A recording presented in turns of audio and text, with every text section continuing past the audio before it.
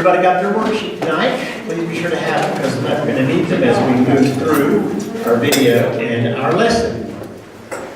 So tonight we're going to be looking at Samaria and what we call the boundaries or beyond the boundaries. The title of our lesson tonight, in a way, is Sinners, Outcasts, and Poor.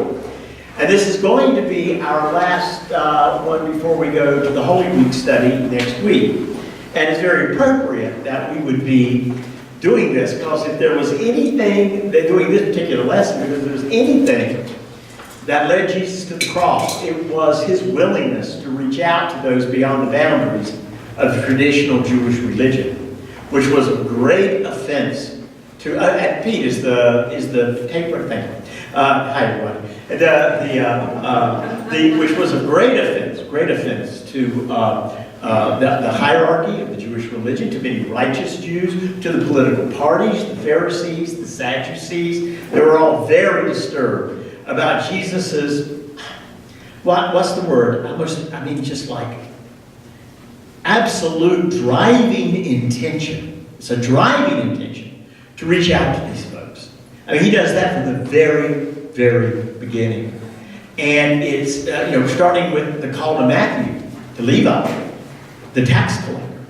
So it's quite amazing that Jesus just intently, he took the scriptures very seriously, the Old Testament, the Hebrew scriptures, when it talked about having compassion for the stranger, the alien, the poor, those in need. He took that to be exactly what the Messiah was supposed to be doing. And it shocked the conventional religion of his time. Of course, we think about the many things that shock the conventional religion of our time, correct? Conventional religion has an easy way of getting shocked because it gets, I like to say, vapor locked in the way it thinks, the way it thinks. And that's always been the case. But I like to say to people, I think I mentioned this last week, how long would Jesus have lasted if he came today and did and said and drew the people to him that he did back then? I don't think he would have lasted 3 years, frankly. I really don't. I don't think it lasted that long. Even with all the multimedia and all these type of things. Because I think the heart, this is the thing of the sinful heart. So, why don't we begin with our opening prayer tonight? And our opening prayer begins, it's a silent prayer, but it begins by us reading together. And I'm just going to read it as you think about it. Matthew 25, verses 34 through 40. You'll know this passage as you hear it. And then after I read it, we're going to pray silently, remembering those times we have turned our backs on others in need. Remembering those times each of us have turned our backs on others in need. And that is what this passage reminds us. So it's kind of a combination of an opening prayer and a confession. Let's open our hearts now to hear the word of the Lord, and I'll read it. Then the king will say to those at his right hand, "Come you that are blessed by my Father, inherit the kingdom prepared for you from the foundation of the world.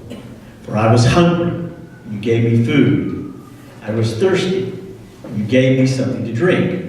I was a stranger, and you welcomed me. I was naked, and you gave me clothing. I was sick, and you took care of me. I was in prison, and you visited me." Then the righteous will answer him, "Lord, when was it that we saw you hungry and gave you food, or thirsty and gave you something to drink? And when was it that we saw you a stranger and welcomed you, or naked and gave you clothing? And when was it that we saw you sick or in prison and visited you?" And the king will answer them, "Truly I tell you, just as you did it to one of the least of these who are members of my family, you did it to me." Let us pray silently.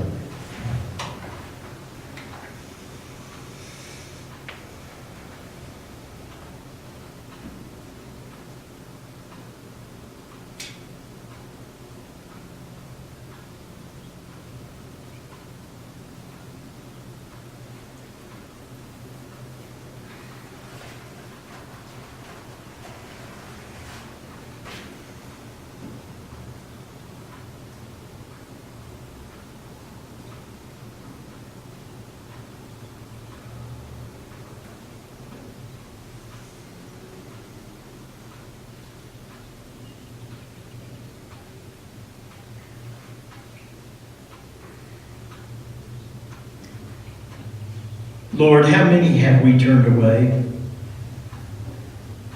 Lord, how many have we left hungry on the street? Or cold? Outside, away from shelter? Or lonely because we failed to visit? Or sick because we failed to heal? Or hungry because we failed to feed them? Or imprisoned because we failed to free them, Lord? How many, Lord, have remained not knowing you because we failed to share you with others? How many, Lord, have we passed by as the righteous did to the man who was beaten and laying on the side of the road? How many, Lord, have we left at our gate or allowed to be at our gates, Lord, as the rich man did when Lazarus sat at his gates? How many, Lord, have we turned away? Lord, help us to remember that this night as we come to confess our need for forgiveness and as we walk with you, Lord, into those places that others would not go. Help us to remember that this night, that we need to go there as well. In your holy name we pray. Amen. Okay, our foundation tonight is John 4, 3 through 10. Let's read that together. And what I want you to do is read it. After we do that, I want you, as you read it, to what words, what images, what words resonate with you as we read this. And we're going to share that right after we read this together. What strikes you in this passage? What draws your attention? It's probably certainly not the first time you've read it. But this time, let's read it with the idea, what pulls us in this story? What strikes us as interesting? What images or words draw us in? Let's read it together. Jesus left Judea and started back to Galilee, but he had to go through Samaria. So he came to a Samaritan city called Sychar, near the plot of ground that Jacob had given to his son Joseph. Joseph's well was there, and Jesus, tired out by his journey, was sitting by the well. It was about noon. A Samaritan woman came to draw water, and Jesus said to her, "Give me a drink."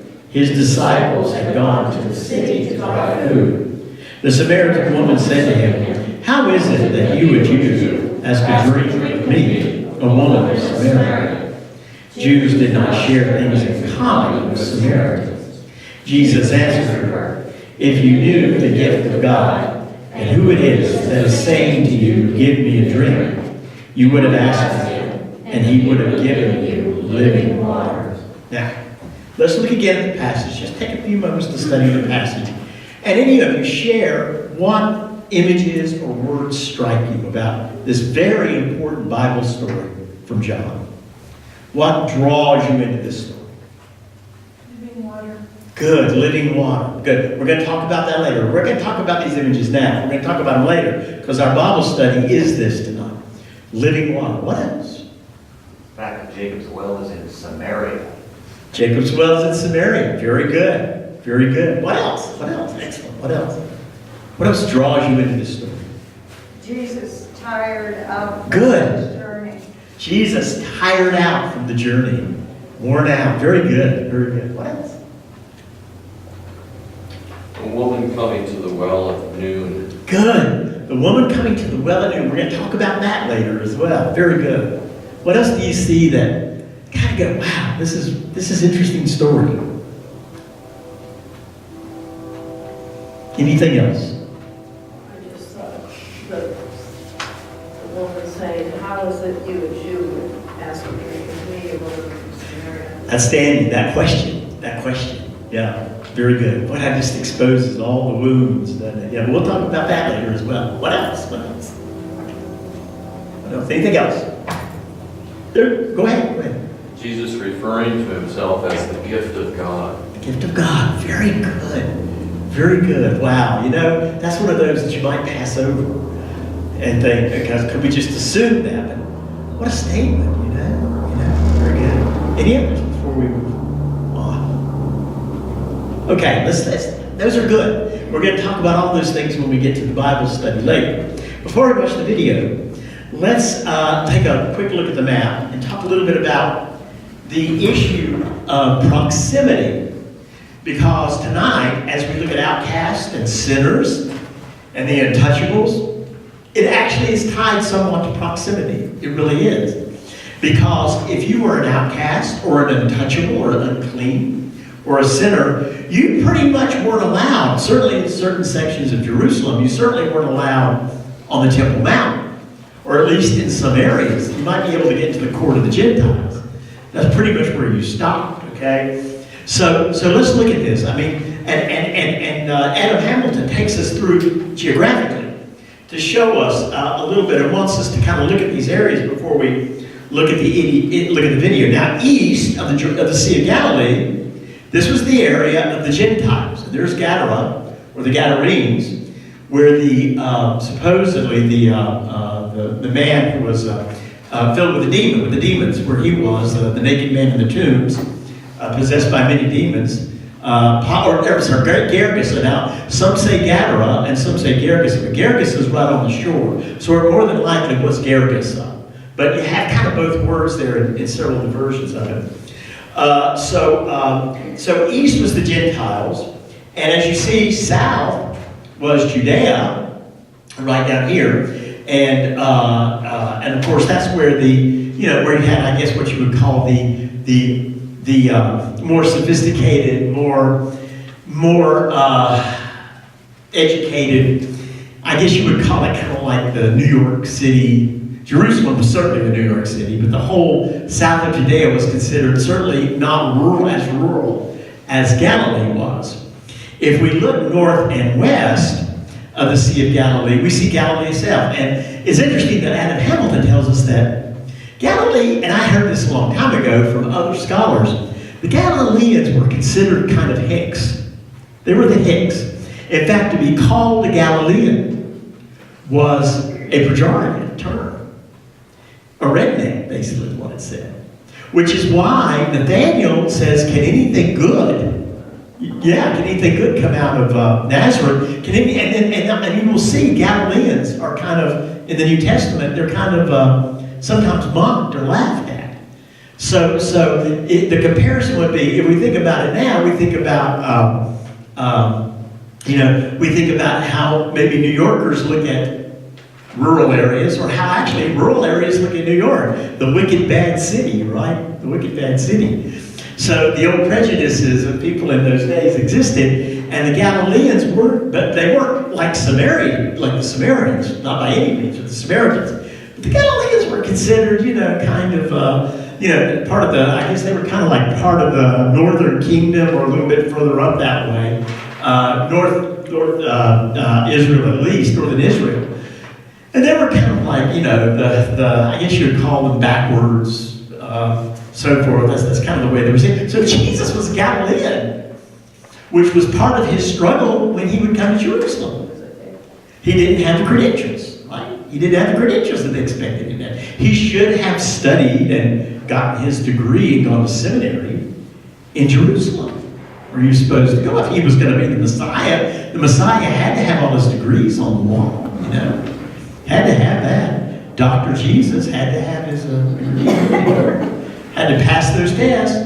Dr. Jesus needed to know his Greek and his Hebrew, And by the way, Jesus did know his Aramaic and Greek. That's another issue. And then we come to the west of Jordan, and here, what is today the West Bank. And actually, the heart of that is where Nablus is today. But the West Bank, and have you ever seen the West Bank before? Any others? I had not, but I looked at photos. It's beautiful. I mean, it's a beautiful area. It is exactly the way Adam Hamilton described it in the book. You've got the hilltop, and then as you go down, you've got green, lush crops and valleys, and it's so sad to think that war-torn region filled with violence. And it's such a beautiful area. It really is. So as I looked today at Nablus and looked at that area, I thought, wow, that's an area I'd like to see. It's very colorful. It's very pretty. It's really interesting. It really is. And so that was Samaria. And of course, as we're going to learn, as we know, the righteous Jew who was in Jerusalem, if they were going up to Galilee, instead of going up this way, they would go to Jericho and then cut east and then go up here, which was a huge bypass. It was a huge loop. It wasn't like the local loops we have in our city. It took days and weeks to get around in order to not even touch the ground of the Samaritans. I mean, if you think about it, of course, and the interesting thing is Jesus never did that. He just went straight up and down. Straight up and down. And what we call the Transjordan. A very empty area, all the Transjordan here. Very empty area, and kind of a wasteland. So these are the areas that we're going to be looking at today. And the question that Adam Hamilton asked us, and it's the question I've got in your worksheet tonight, are there neighborhoods and parts of town that in your lifetime you were taught or told or would go around because you didn't want to go through them? Well, go ahead. I just said it. Of course.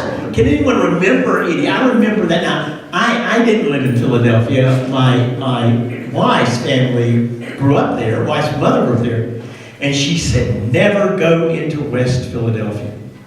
And at that time, much further, it wasn't so much, it was primarily a quote-unquote African-American area.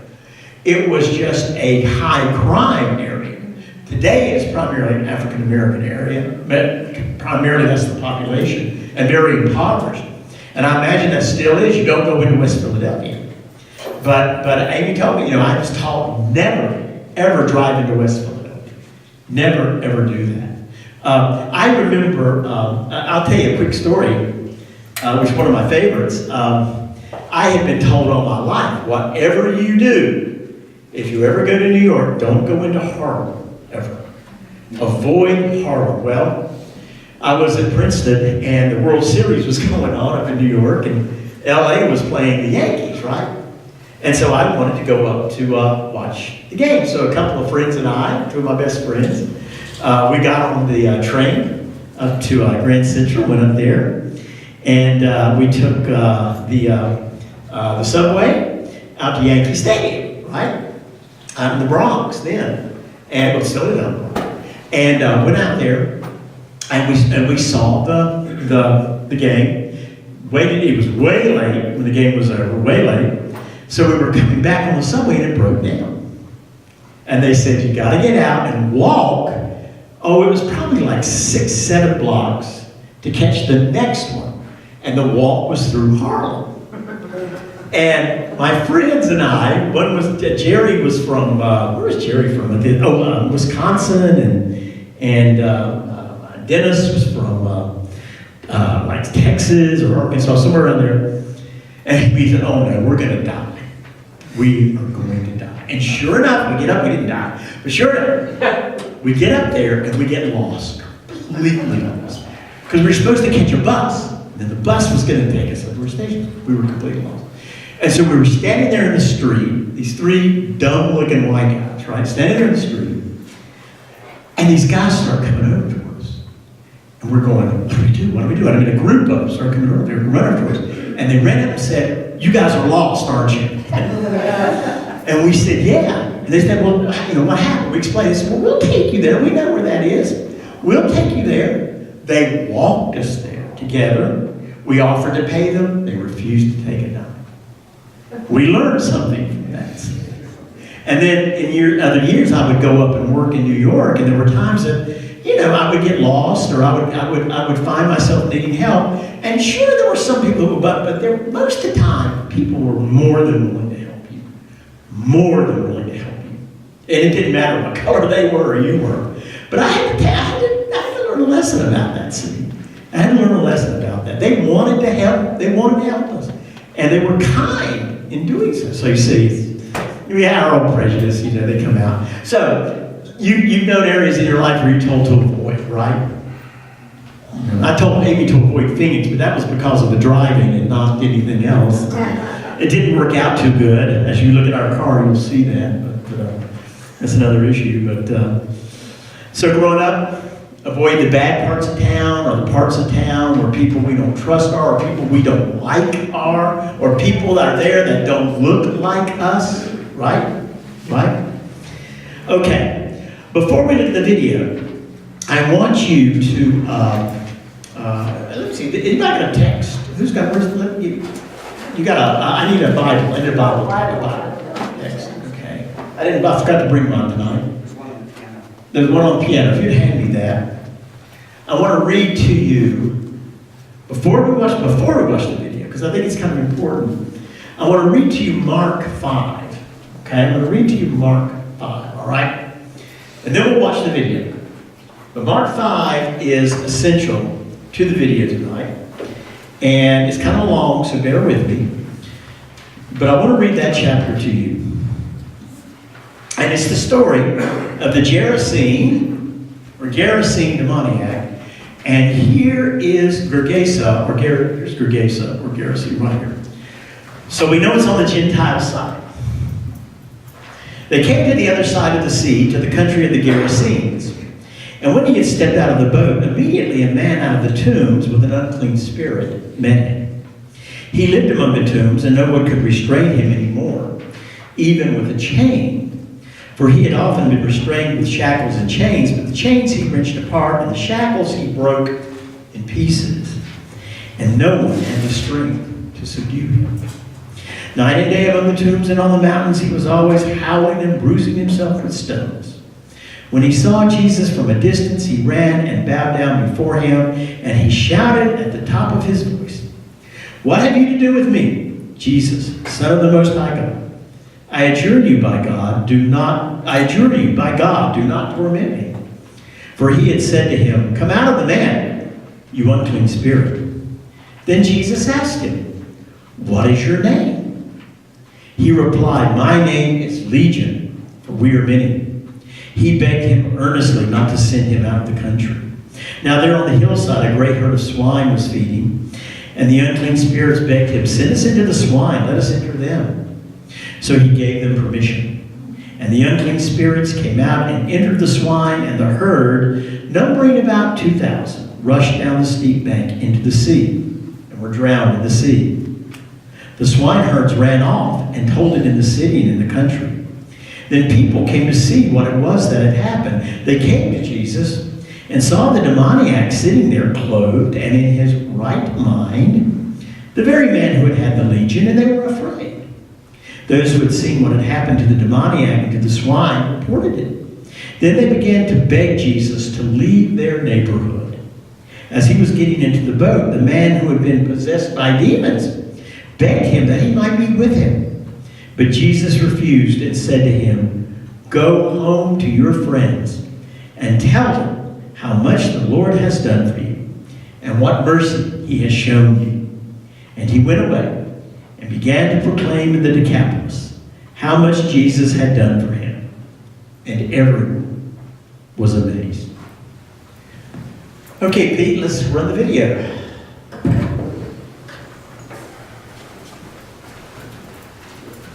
If you're ready, Meister.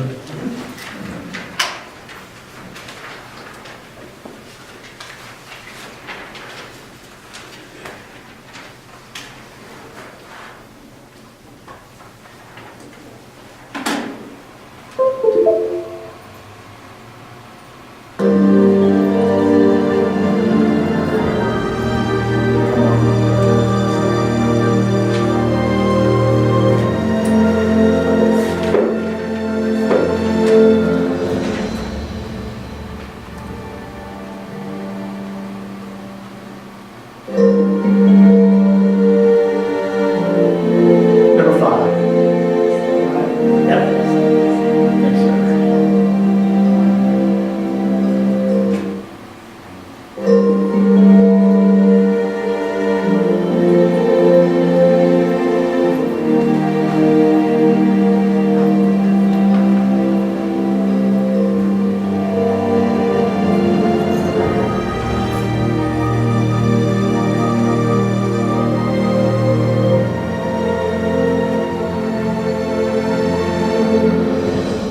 In John's lofty prologue to his gospel, he says that Jesus was God's Word made flesh, In other words, God's desire to reveal himself, to disclose himself, his nature, his heart, his character, his will, was wrapped up in human flesh in Jesus Christ, so that Jesus shows us who God is. He shows us the heart and the character of God. Now, if that's true, it's said of human beings that a lot can be told about you by the company that you keep. The same was true, even more so with Jesus. The company that he kept tells us a lot about the heart and the character of God. And Jesus, of course, associated with Pharisees, with religious leaders. He ate with them. He associated with the wealthy, but much of Jesus' ministry is spent associating with people who were, they were on the lower ends of the socioeconomic spectrum in the first century. They were people who were poor, they were outcasts, they were sinners, they were tax collectors, prostitutes, and the sick, the demon-possessed, even the lepers who were untouchable. Jesus associated with people like this. In this session, I'm going to take you to several places where we have a chance to get a sense of the people Jesus associated with. We're going to go first to Cursi, where Jesus cast out the demons out of a man, and we're going to learn something about that story. We're going to go to Samaria, and we're going to meet a Samaritan priest. And then we're going to go beyond Samaria to the town of Sychar, and we're going to remember how Jesus reached out to and offered living water to a woman who had been married and divorced 5 times and was now living with a man. Now, as we do this, we begin by coming back to the Sea of Galilee. And as Jesus passed the Sea of Galilee, went across the Sea of Galilee, he landed on the other side in the region of the Gentiles. And it's here that he encountered a man who the townspeople were afraid of, who lived among the tombs. Let's go to that place and remember that story. Today we stand in the midst of a church that was built first in the 400s and rebuilt in the 500s and 600s. This place is called Cursi. And it was here that the church remembered Jesus casting out the demons from a man who lived among the tombs. And in our session today, we're going to be studying how Jesus ministered with the outcasts. That he went out of his way to associate with, to minister with, and to love people that were considered unclean in the first century. So we find Jesus crossing the Sea of Galilee. He comes to the Decapolis. And the Decapolis is that region on the east side of the Sea of Galilee where the Gentiles lived. Those who lived in this region herded swine. And these were, of course, animals that were unclean for the Jewish people. So Jesus comes to this area intentionally to minister to the people. On several occasions he comes here to heal the sick and to minister to those who are here. He finds a man living among the tombs, and this man had been bound hand and feet by his villagers, his fellow townspeople, because they were terrified of him. He lived among the tombs because this was an unclean place, and it was the one place he could find refuge. And when Jesus saw him, the man rushed at him and said, "Why have you come to me? What do you want from me, Jesus?" And Jesus said, "What is your name?" And the demons inside spoke out, "Legion, for we are many." And they begged him not to send them away. And then finally they said, "Into the swine. Maybe we could go into the swine." And Jesus cast the demons out of this man and into the herd of swine on the hillsides behind me. And those swine, agitated by this experience, rushed down the hillside, the scriptures say, and into the Sea of Galilee, and they drowned. Now what happens next is fascinating. The man is healed. He's whole. And the people are amazed at this. But when the townspeople come and they hear that 2,000 of their swine have been lost in the Sea of Galilee because what Jesus has done, we read these terribly sad and tragic words, that the townspeople begged Jesus to leave that place because they were terrified that they might lose more of their swine. They didn't care that the man had been healed or that the demons had been cast out. They cared that there was an economic loss to them. And so they asked Jesus to leave. The man who had been healed of the demons looked at Jesus and said, "Man, please come with you." And Jesus said, "No. I want you to go to your townspeople, go to your family, tell them about the mercy of God and what God has done for you." And I love this verse in Mark's Gospel. It says that the man went among all the people in the Decapolis and he began to tell them the good news of Jesus Christ. He became the first missionary to the Gentile people. A man who lived among the tombs, filled with demons, becomes a preacher of the gospel and offers the good news to all who would listen to him. Among the people who were considered unclean in Jesus' day were the Samaritans. Samaria was the region between the Galilee to the north and Judea to the south. It was roughly equivalent to the West Bank territories today. And the situation with the Samaritan people bore some similarity to the situation between the Israelis and the Palestinians. Now, at one time, there were over 1 million Samaritans in the world. Today, there are around 750 left, mostly living in Israel or the West Bank. They consider themselves the true Israelites and their traditions, alphabet and Torah, as the oldest and most authentic. I thought you might enjoy actually meeting and hearing from one of the priests of the Samaritan people. This man lives on Mount Gerizim. I want to tell you, all the Samaritan we stay here, we keep about the oldest Bible, we keep about the oldest language, we keep about the oldest history. So the Samaritans, we must to keep about the Saturday, and the Saturday we don't make anything. We don't light electric. We don't show television. We don't answer telephone. Only we pray in the synagogue. We pray 7 hours.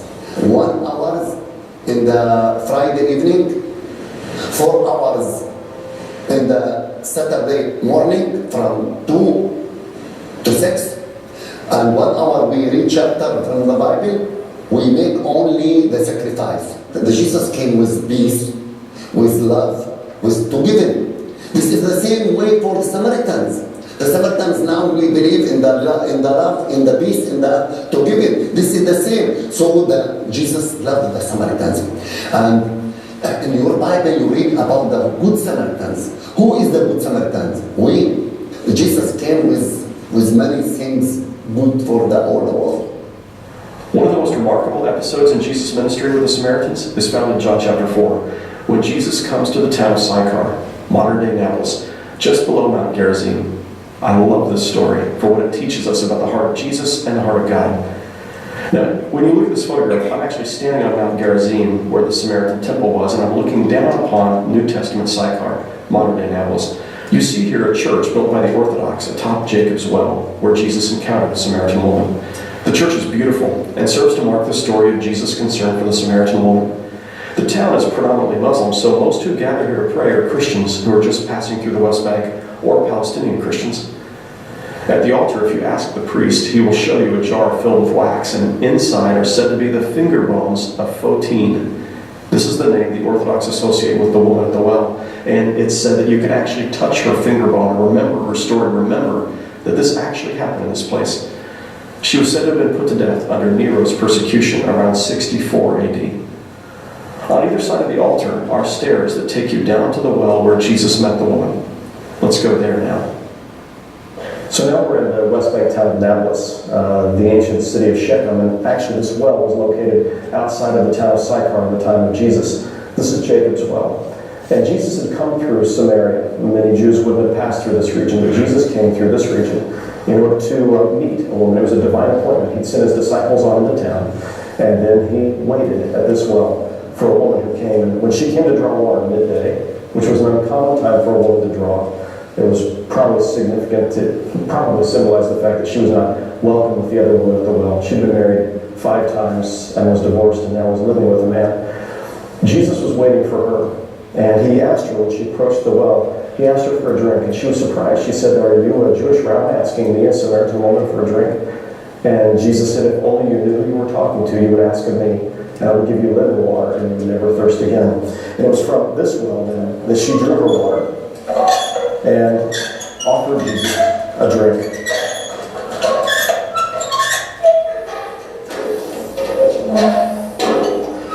And so she fetched Jesus a drink. And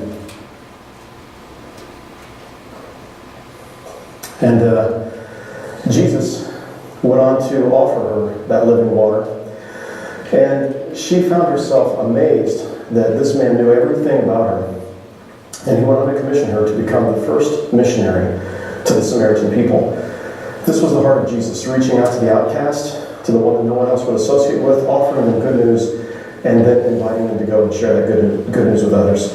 Those of you who joined me on the journey, you've seen this place before, but for those of you who hadn't, I wanted to make sure you saw the well, Jacob's well, where the Samaritan woman was greeted by Christ and offered the living water of his love, grace, and the Holy Spirit, because that captures so well who Jesus is and what he offers to us. There are so many other examples of Jesus reaching out to the nobodies, the ne'er-do-wells, the outcasts, the sinners, the broken in the Gospels, and always inviting them to be in relationship with God, to find life through him, to be a part of God's kingdom. He lifted them up. And as we've seen, Jesus came to a man who was living among the tombs. He was a Gentile, living among the Gentiles. And his own people were terrified of him. And yet Jesus came and cast out his demons and gave him peace. Jesus specifically came to this man, seeking him out. and set him free, and then called him to be the first missionary to the Gentiles. Long before Paul was called to be a missionary to the Gentiles, the man of the tombs was called to be the missionary to the Gentiles. What an amazing Savior he is. And then the woman at the well who had to fetch water at a time when other women weren't there because she was a scandalous woman, married and divorced 5 times and now living with a man. And yet Jesus said, I can use her. He said, I love you, I care about you, and I want to offer you living water. And he made her the very first missionary to the Samaritans. And this is the heart of Jesus, to seek and to save those who are lost. What does that tell us about who we are today as the church, who we're meant to be as the body of Christ?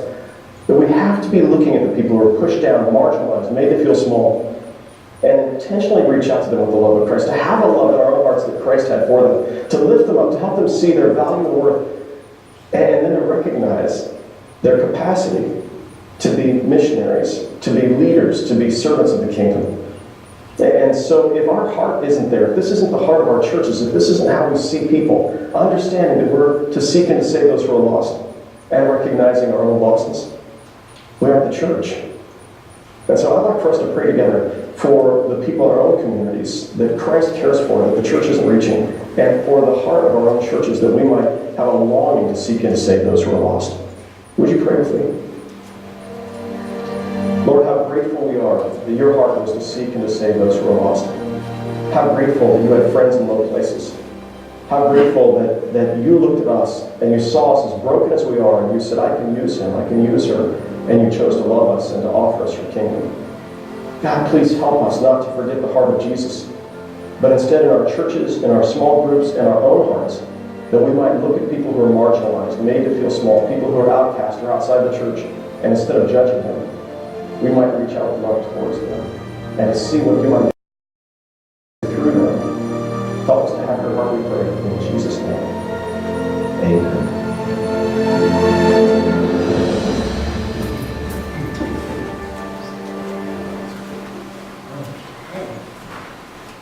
Really good. I very much enjoyed that video. Here I've got a point that I might want to challenge Adam Hamilton on, or give an alternative view. Let's say this way. The fear that the people of Gergesene had, that region had about Jesus, may not have had an economic foundation. They were pagans, and they very much believed in witchcraft, sorcery, and for many years, until the apostles went out, people, especially in the Gentile regions, people who had heard of Jesus knew him only, or thought of him as a very powerful magician. And we see that in the book of Acts, and in other sources as well. So it may have been these folks, I mean, certainly probably the owner of the swine would have been somewhat angry about losing the herd. But I've got a feeling that these folks were afraid because they saw him as a powerful witch, or as the possibility of being in league. In fact, one of the most insidious accusations that the Pharisees and the religious leaders made against Jesus was that he was in league with the demons. And it was the one accusation that totally angered Jesus more than anything else.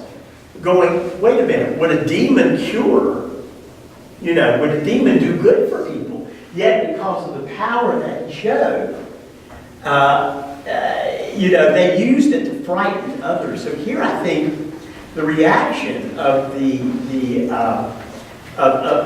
region was, or the people in that village, the man's village was, we don't want someone who has this kind of power among us. I just wanted to share that with you as kind of a counterthought to the idea that it was economic, because I think it was something larger than that, in my opinion. Okay, a response, insights to the video. What did you enjoy most about the video? What caught your attention? What did you? Yes? The actual water that came up out of that well. Yeah. Pretty clean water, huh? They placed it there in advance. What's that? Well, people obviously come and dip and drink out of it. I'd be interested to know what the source of it was. Nevertheless, I don't know. I haven't traveled there. And this is another, just a perfect example of what Adam Hamilton was talking about. There's so many tourists that don't go to the West Bank.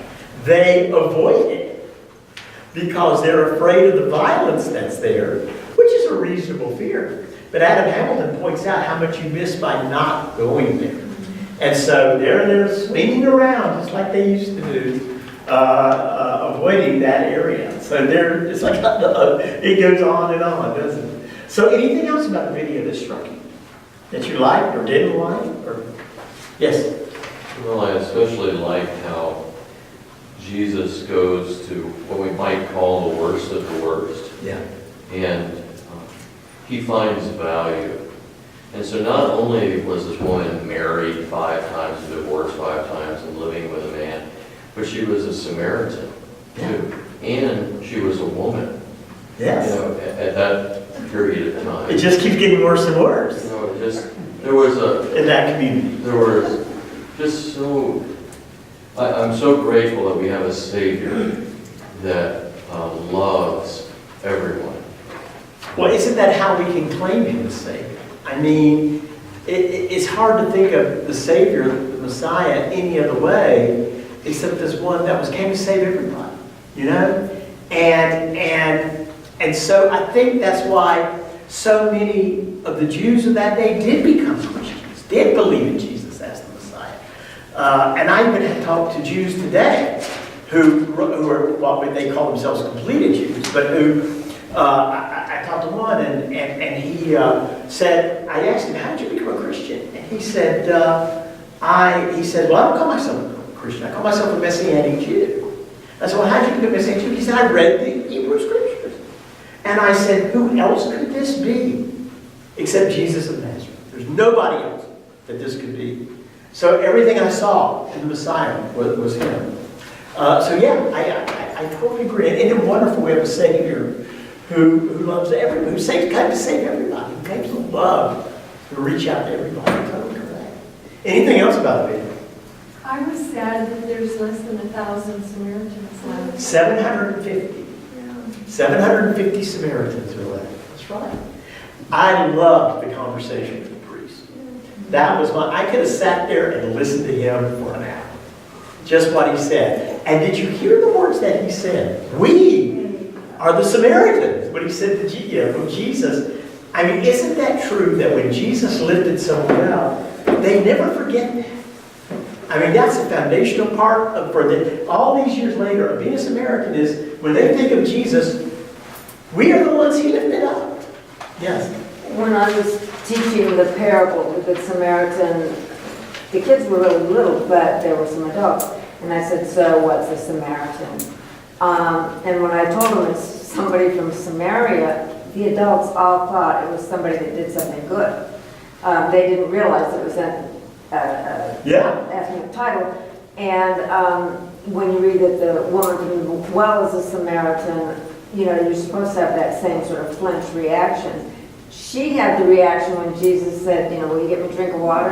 Instead of going, oh, wow, maybe I should do something. I'm a low woman, a bad person and everything, I'll do whatever he says. Instead, she challenges him. Yes, she does. I mean, which I thought was pretty bold of her. Well, that whole passage whole books obviously have been written, and we did and one of the Presbyterian women's studies was based on a memory of her, and because she's unnamed. Of course, they give her a name later, as we see. The Greek Orthodox, or the early Orthodox Church does. Saint, I forget the name, Fotis, something like that. But in the basic story, she is unnamed, and you can build. I mean, there's so much going. In fact, we're going to do the text again in dialogue in a few minutes. But there's so much going on there that we might miss if we don't take a moment to really look at what's going on there. It's a fascinating story. This woman is amazingly insightful, and she stands her ground, which is really interesting. So it's great. Any other things about the and then Adam Hamilton wants us to reflect on a couple of questions. The first thing Jesus said to the man is, "What is your name?" The Jared sing among you. What is your name? Why do you think he began the conversation with him this way? How else do you start a conversation with a stranger? Good, very good, very good. What's your name? What do I call you? Yeah, what do I call you? What does that say about Jesus? What does that say about him? He wants to be his friend. Person must be first. He wants to know us, who we are. He wants to know how we identify ourselves. How we identify ourselves. Who are we? He wants to know our name. In Judaism, the concept of God knowing each individual name just wasn't there. Nor it was the people. It was the people. And then the idea that Jesus brought, that God counted the number of hairs on your head. This God knows us personally, knows who we are. That was a very radical thought in Jesus' time. So he asked his name. And of course, the response he gets is what? What's the name? Legion. Because there were many. So instead of getting the man's, actual name, he gets a response which reveals the man's sickness, the man's possession, the man, whatever is owning the man. In that revelation, the man reveals, I don't know who I am. I've lost myself.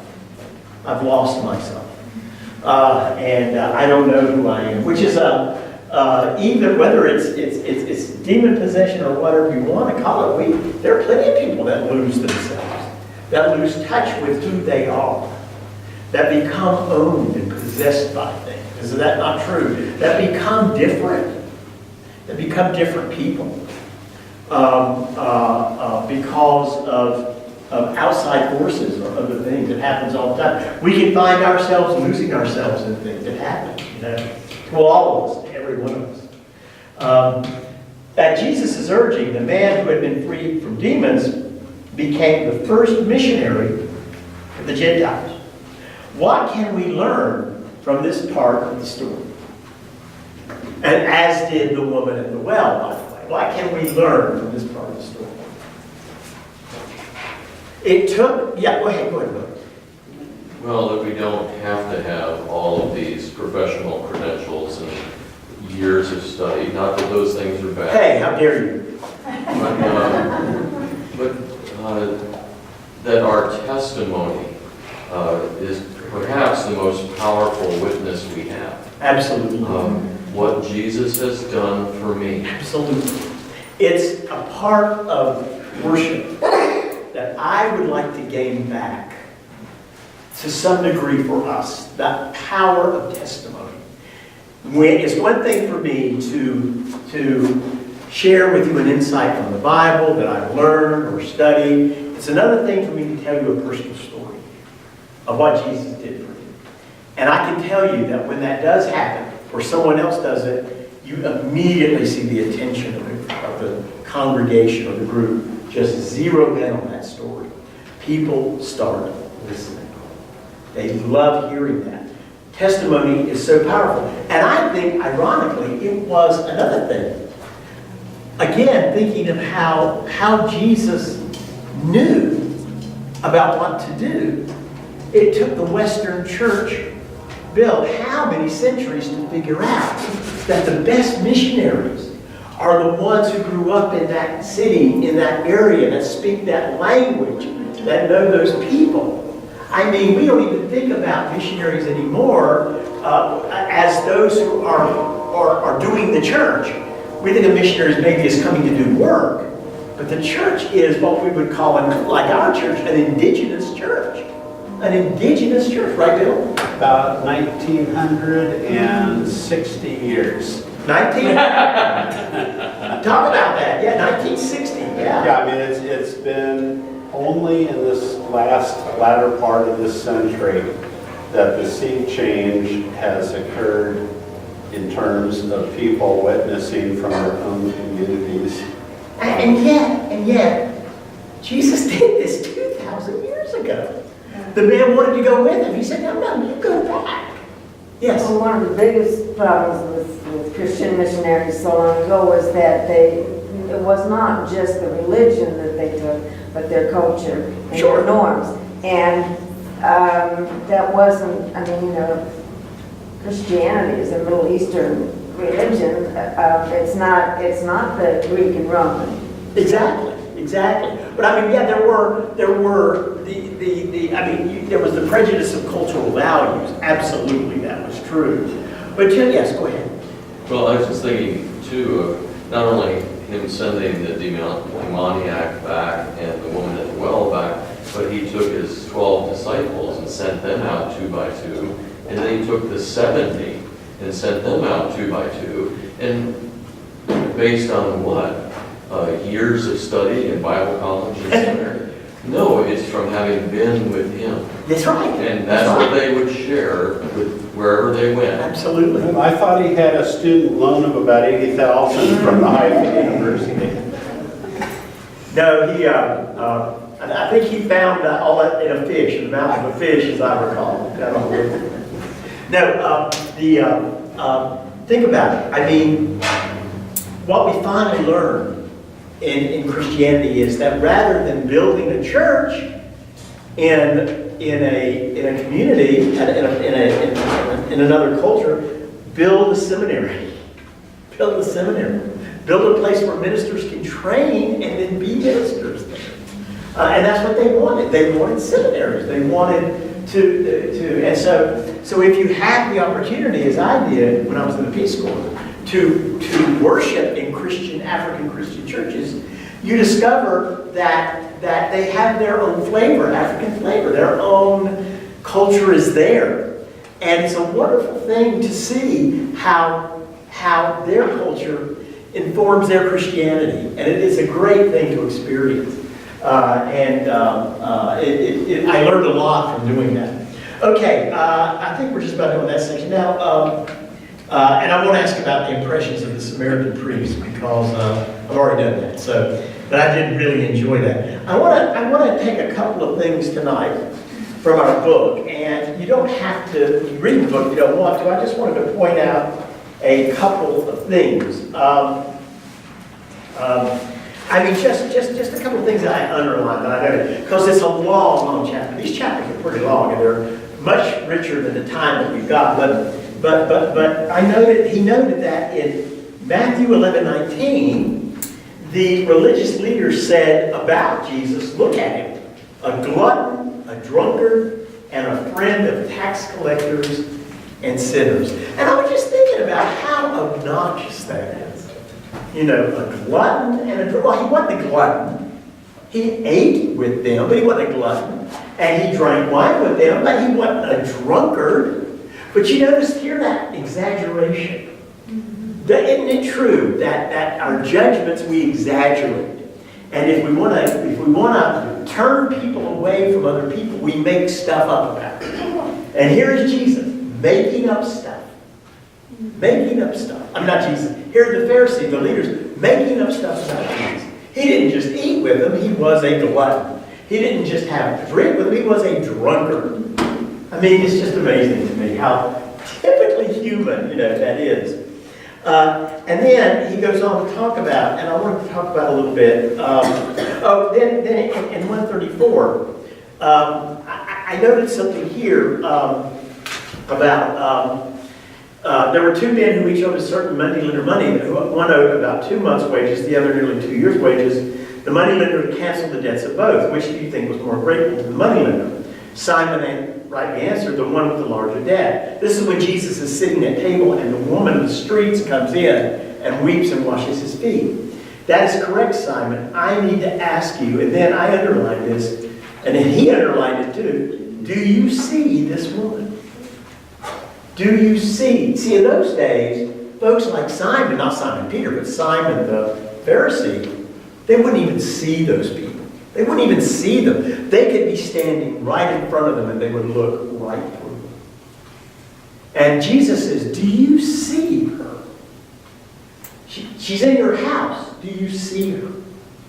And she's here in front of us. Do you see her? And they would not have acknowledged that they saw her. I mean, Jesus is really, and I think that challenges us. Do we see these people? Do we see them? And even more than helping, do we just see them? Or do we turn away? Do we try our best not to see them? That's a question for all of us. for all of us to ask ourselves. Well, finally, again from the book, he points out that there are three types of outcasts, okay?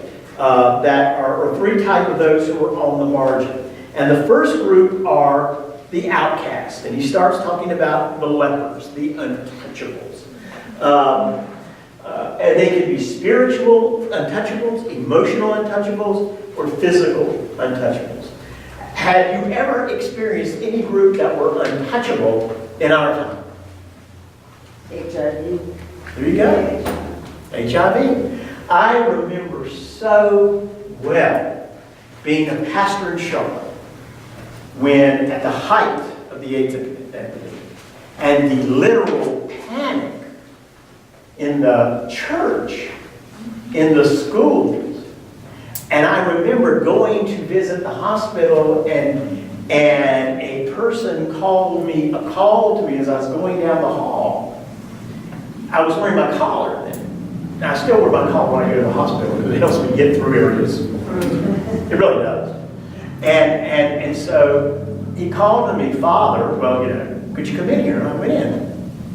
Totally true story.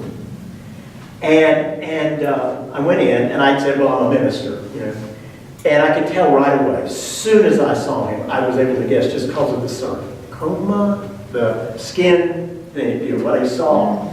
He had HIV. And he said, nobody will talk to me. He said, the nurses will not talk to me. He says, no one will come in, no one has visited me. And I was shook up because I thought for a moment, what am I going to do? What am I going to do? This was before it had become public knowledge that there was no spreading of this there was no skin-to-skin type of spreading. I don't know how you describe that. There was no skin-to-skin. And so he said, would you take my hand and pray? And I said, boy, I tell you, it was like, it's one of those moments where you go, what are you doing? I have a little girl, 1 year old at home. Or no, Patty wasn't pregnant, my wife was pregnant. And what am I going to do? So I went over and I took his hand. And we prayed. And he cried. And he said that you're the first person that has touched me since I was put into this isolation. And we talked, and I got to know his name. And before he died, I went back to the hospital several times and saw him and prayed again. And I never forgot that because, I had to overcome something of that untouchable feeling for me in order to do that. And I'll tell you, I was frightened. I really, really was. I'm not going to sit here and say I was some noble, great minister. I was afraid. And I hadn't gowned or gloved or anything like that. They didn't ask me to do it. And I did. And then I brought him a Bible later. And he died, I think, about a month later. He passed away. But it's just, I always think about that when I think about how there are untouchables. There are untouchables. Even though we may claim that there's not, there are. And we don't want to be around. And the pastors don't want to minister to. Maybe. Who come up with all kind of reasons not to, But I don't know. That's just a story I wanted to share with you. I know it's getting late. I don't want to go too much further. So there were the outcasts, and there were the second group were the poor, and they were the other type of outcast. And the first group was let me find them real quick. The sinners. I'm sorry, thank you. The sinners. Sinners, the outcasts. The sinners were like the prostitutes, the tax collectors, Levi, the Gentiles. They were the sinners.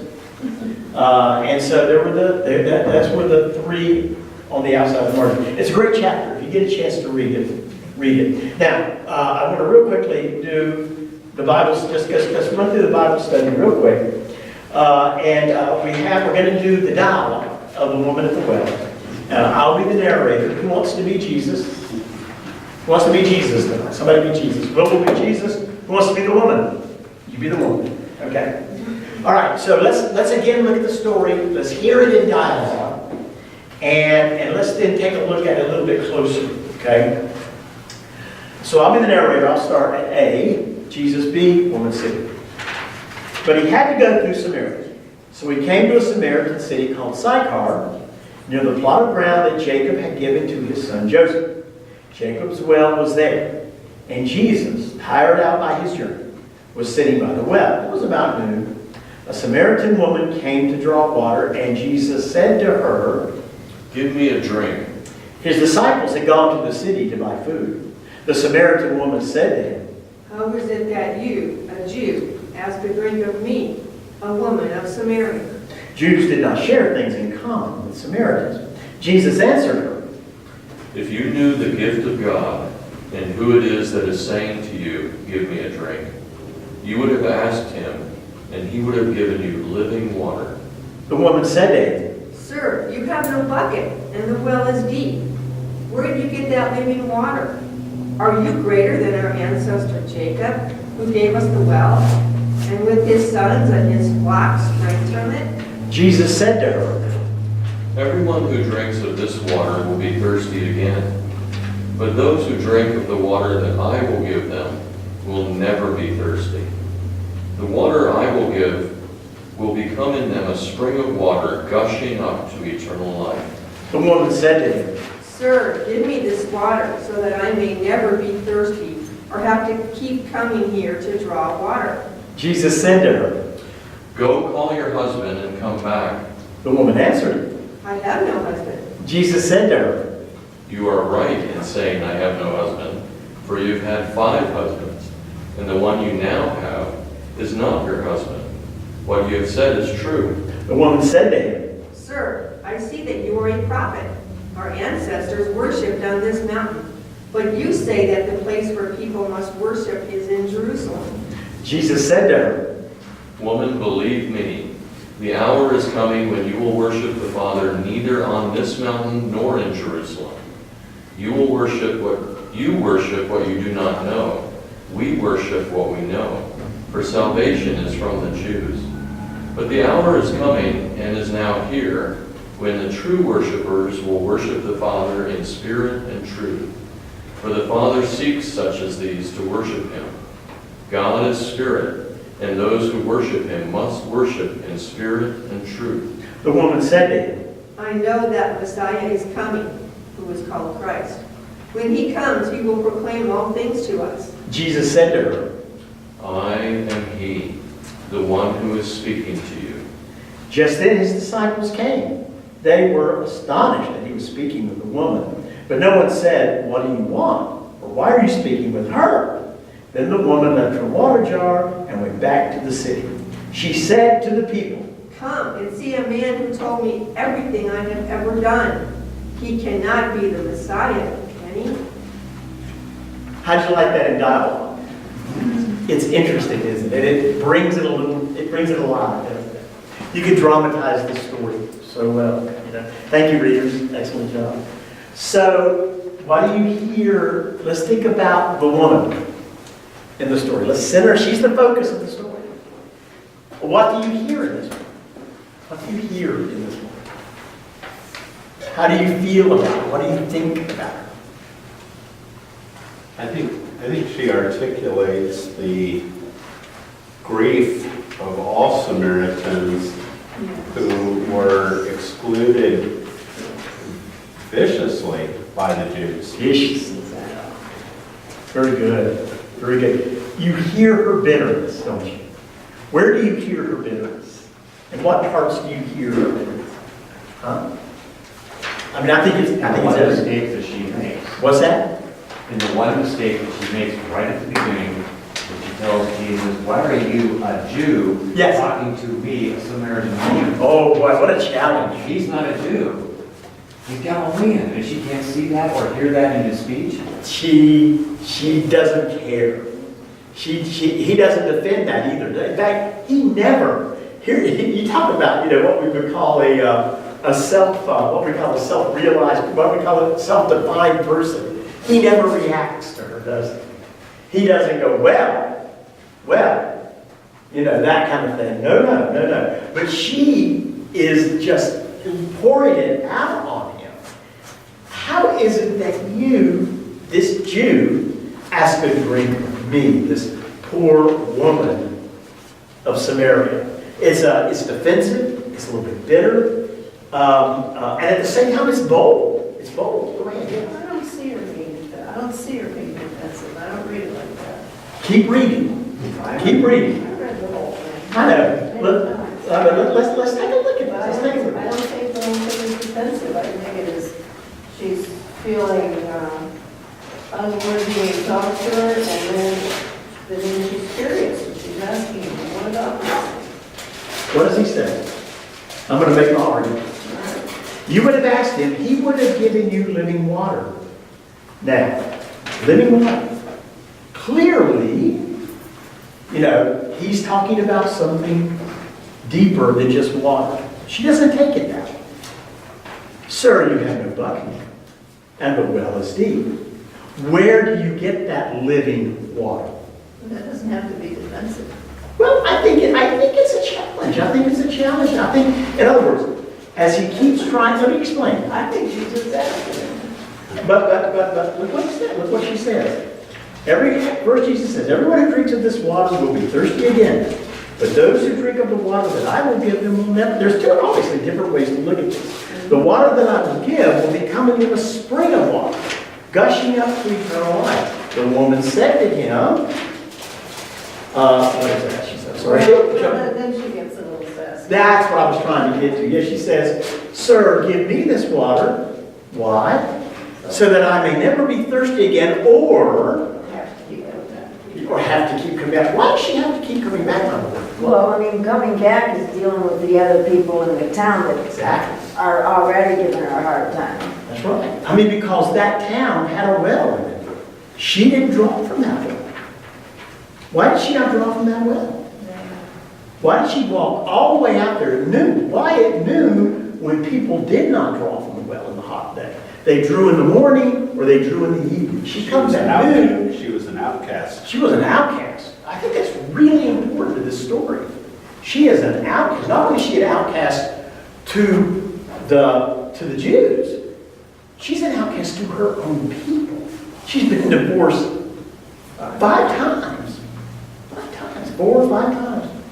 Jesus said to her, go call your husband. I have no husband. You're right in saying I have no husband, for you have had 5 husbands. And this one you have now is your husband. What you've said is true. He's asking, he's getting at her personally. He's getting to, but she resists. What does she say? I see that you are a prophet. I see that you are a prophet. Now she jumps back to her religious. She's trying to give him a religious argument. She's not going to let him break her boundaries. She goes back to the religious argument. Our ancestors worshiped on the mountain, but you say that the place where people must worship is in Jerusalem. Let's debate our religious differences. That's what you say. You don't agree with that. That's what she says you say. Why did she say that then? Why didn't she talk about her husband? Why didn't she say, you're right. You're right. If she recognizes that he's a prophet, she's asking him or telling him to tell her the truth. Yeah. Which is right, to worship on the mountain or in the temple.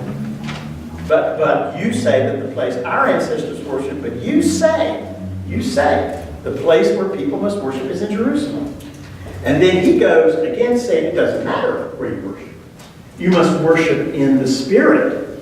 And she says, I know that Messiah is coming. When he does come, he will proclaim all things to us. Here she finds the common ground religiously between Samaritans and Jews. We all believe Messiah is coming. We all agree on it. She finds the one thing she can agree with him. We agree Messiah is coming. He says, guess what? I am he. I am he. And then she leaves and goes. She runs back and she comes back. And what does she say? Come and see. She doesn't go and say, guess who I ran into? The Messiah. Let me tell you about it. What does she say? Follow me. Come and see and figure it out for yourself like I did. Come and see. That's really interesting. Because normally, it might be, she might go and go, let me tell you what happened to me. I gotta tell you. But she's not going to even be given that opportunity because of who she is to the others. So it's like, Yeah, but she still wants to share that joy she wants to share it. and grab somebody else to come see it. But she knows that standing there in her town isn't doing good. You gotta see this to believe it. You gotta see this to believe it. We're gonna stop here in just a few minutes because we're running over time. I apologize for that. There are lots of ways to read this story. And the traditional way is to read it as she's seeking. She's a seeker. Other ways to read it are that she is somewhat argumentative, but that he gets through her defensive. There are two different ways to read it, and there's no one way that's right. So you can read it either way. The traditional way is exactly what you're talking about, and that's the way I always read it. And then working at commentaries and everything, I read it in a different way and kept asking myself, well, why does she say these things in this particular way? Still, it can't be easily either way. And personally, I always like the first way. But it's interesting. The dialogue is really interesting. There's really a lot going on here. Anyway, okay. So to the righteous Jews, this woman would have been undesirable in three ways. Ethnically, morally, and socially. So she wouldn't have been any of it. She was in the category of all the outcasts. She would not be acceptable to any of them. So we talked about some of the questions that I had. In fact, we covered all the questions. Interesting, though, that Jesus offered her what kind of water? And what did we talk about last week in regards to water? Remember the images of water that we spoke of last week? Flowing water as opposed to still water. She's right. The water at the bottom of the well is not living water. It's still water, isn't it? So she is correct. Well, where are you going to get moving water? Sir, where is this living water? Where is this moving water? And of course, he's talking about, she's the water. She is moved out. And she goes forth and moves people. And what the rest of the story didn't say is one of my favorite passages, is the disciples come back and they're going, they're thinking, they don't ask, they're thinking, how dare you? Or they're saying it among themselves, why are you talking to this woman, right? And they bring back the food and all the things that they did to serve him, to serve his sustenance. And while they bring back all the things he needs for survival, quote unquote, of the group. And Jesus says, look up. The fields are white for the harvest. Well, he's not looking at fields. What is he looking at? What? The people coming out wearing the white, which they would wear. That was their common day. We're like, look, the fields are white for harvest.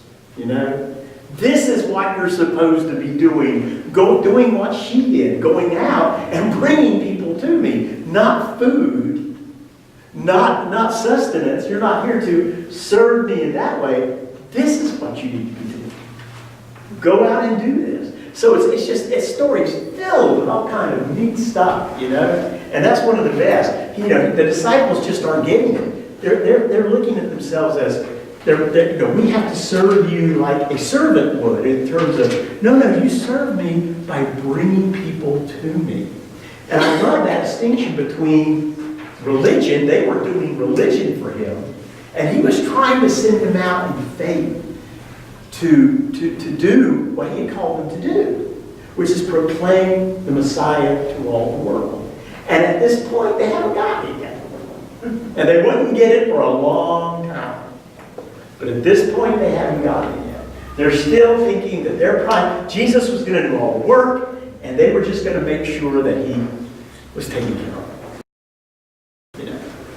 And so it's filled with all kind of great imagery and stuff. Okay. So that's all I have for tonight. Any questions or thoughts before we say our closing prayer together? We have a unison closing prayer that we're going to say. Any thoughts? Yes, ma'am. I just like the Samaritan woman because she's not easily snowed. She knows her station and she's kind of challenged.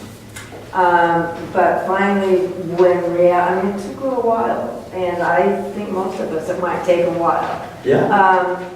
And so when she finally can accept Jesus for who he is, then she goes full force ahead. I mean, what's even more astonishing, the Christians, early Christians who shared this story and read this story, an incredibly sophisticated conversation.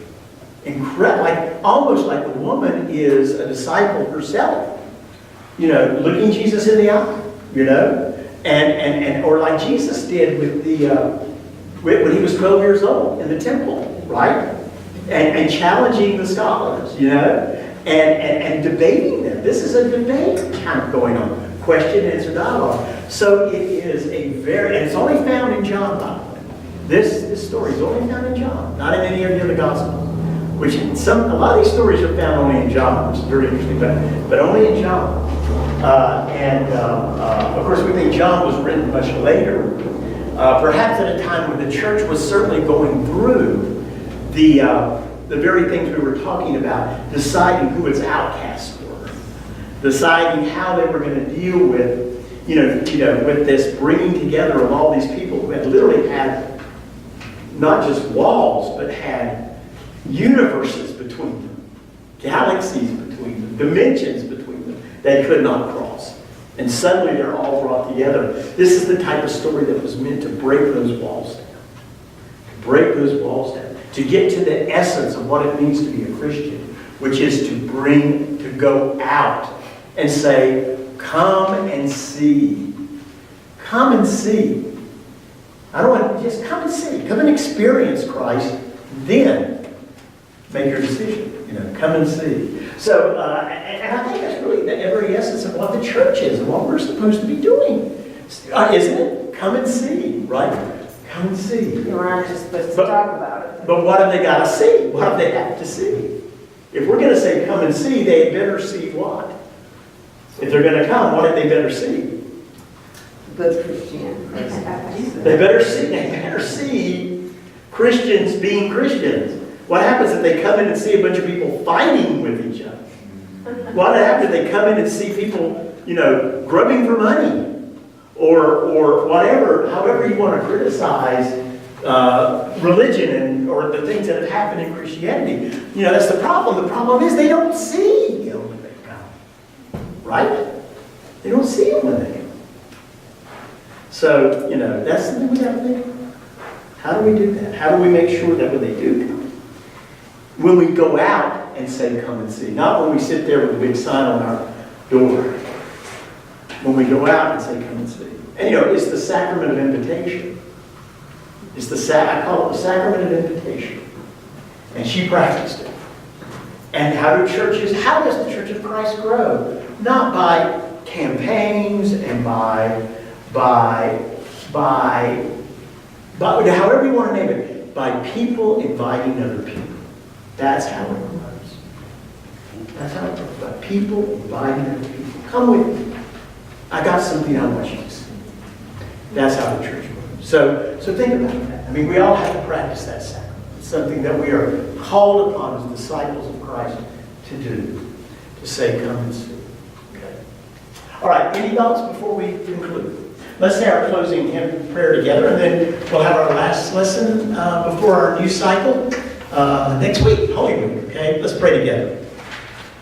Lord, we are surrounded by so much need, yet you have blessed us with such abundance. We can comprehend neither your graciousness to us nor the needs of those around us. But we know that those in need are our sisters and brothers, for we have a common parent in you. Therefore, Almighty God, make us ever mindful of our responsibility to those who have us, to those who are forgotten and neglected, to those who do not even know, and to those whom we have considered our enemies. And help us to use the strength, compassion, and love that you have given us to provide for them in every way we can. We pray in the name of the one who endlessly provides for us, even Christ our Lord. Amen. Good night, everybody. See you next week for our last lesson, okay? God bless you. Thank you. I hope I wasn't showing the other side. Good. And I'm